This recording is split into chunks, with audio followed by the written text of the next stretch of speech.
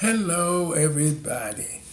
You guys have been messaging me up a storm. I am really busy, but I'm making time out to answer a few of your questions tonight and my advice to some of the young people that have been messaging me up a storm. This business, the drag business, is a very challenging business.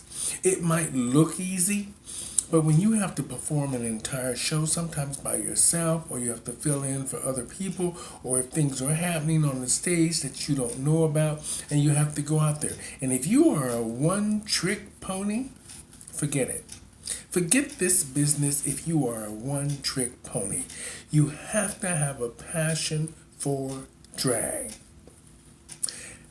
You need to be able to sew. You need to be able to do your own wigs. You need to be able to do your own makeup. You need to be able to do your own music. This business is very expensive. And drag queens are some of the lowest paid people in the world. We do the most for everyone, especially our community. And because we love what we do. So if you're okay with making average pay and a few tips at the beginning, and you know that you have a passion for this and you can make a living with this, then this is the business you should be in. But remember, if you are a one trick pony, this is not the business for you. And you need to be multi talented. That means that you need to sing, dance, act, MC, all these things. It's very difficult. And to go out on different stages every night and convince people that you are a woman. And first of all, you need to be an entertainer. And then you need to look like a woman. That's what this business is. It's not about you acting and having that fetish thing for them. It's about you being the woman that you want to be, but first and foremost, entertainment. People pay money to see us for entertainment purposes. So give them what they came to see. So, that's my advice. And remember, this business is very expensive. I tell people all the time, you don't need to spend a lot of money on expensive cosmetics or what's trending. But once you get into the groove of things, you'll find that you can look beautiful on a dime. And I do it all the time. And I've been in this business for 34 years. My advice to you young people, think about this. Think about this first. Dressing up is cute. That's cute. But after you dress up, what are you going to do? Like, are you a drag queen? Are you a performer, or you just want to do a couple of songs? What is it that you're trying to do? If you invest all your time into that, you're going to lose that thing that you could excel at. There's other things about drag that you might be good at: doing makeup, doing hair, sewing. This is big business. This can be big business for you. And it's okay to be cute. But when you have to go out there on a stage, night after night, an hour show, 2 hour show, sometimes you have to do these shows by yourself. It's very hard, very difficult. Don't think this business is easy. And the fact that, you have to travel with all these bags. This business, if you don't have thick skin, this is not the business for you to be in. Because every gig is not going to be the same. Every dressing room is not going to be the same. And we know that. And you have to remember, your audience is the most important. So you need to talk to them. You need to talk to your audience. Being beautiful and just standing there being beautiful is not going to work. You've got to talk to your audience, whether you're expressing yourself through your costumes and your outfits, or you using the microphone. That's the best part. You need to learn how to talk on the microphone, get some confidence, and go out there and let them have it. Because that's my job, is to go out there and MC. I can look beautiful all day long, but at the end of the day, if you're not connecting with the audience, What do you have? So remember that. Just and stay strong. Get some confidence and don't be a one-trick pony. You won't be working very long. There's so many drag performers now, and the market is opening up.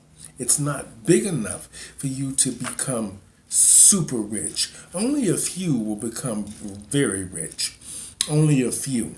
And out of the 500,000 that are trying to fight for that one spot on a lot of the different stages around the world. And remember, once you get out into the world, you have to do something with that drag career. You have to do something with it. And if you don't do anything with it, it's nobody's fault but your own. So when you're out there on that road going from city to city, like I have in 34 years, I did okay. I had a lot of ups and downs and bumps and lumps, trust me when I tell you. But at the end of the day, I'm doing okay by the grace of God and by the fact that certain people stood by me. So it's all good. But at the end of the day, you've got to work for this. Drag is not easy. And mainly when you start wanting to do these competitions and stuff, because you're going to want to do them because there's some fabulous contests out there. And there's some fabulous contests to come. So, and shows and all of that. So, you can dress up all day long, but you need to have some sort of a focus.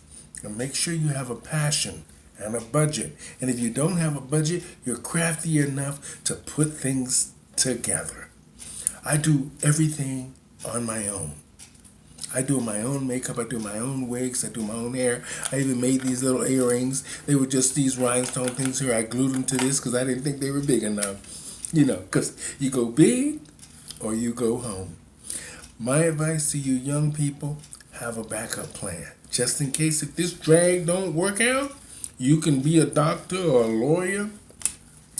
Somebody. This way you have something to fall back on and you're not worried about your rent, your car note, if you have a car, or you have family members that need help with health care or whatever the situation is. You need a backup.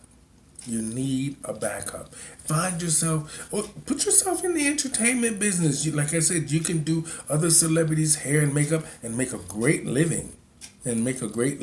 So put yourself in that arena if you know that you're not going to be a long time performer or entertainer. It's okay to go out there, pop out there and do a little bit of, this and that. But when you think about drag as making a living, it's very difficult, young people. Very difficult.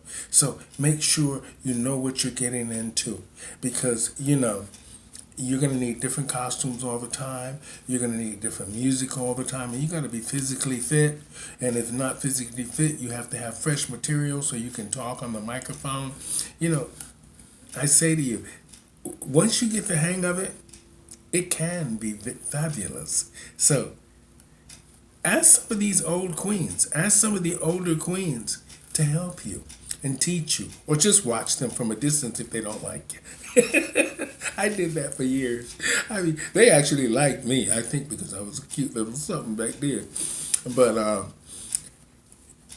ask some of these older queens to help you understand what drag is, or you just watch how they do things, and you'll learn a lot. And I'm still learning. I'm even learning something from you young people out there.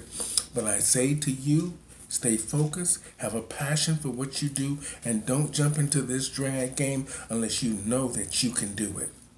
Unless you know you can do it. Because this is entertainment.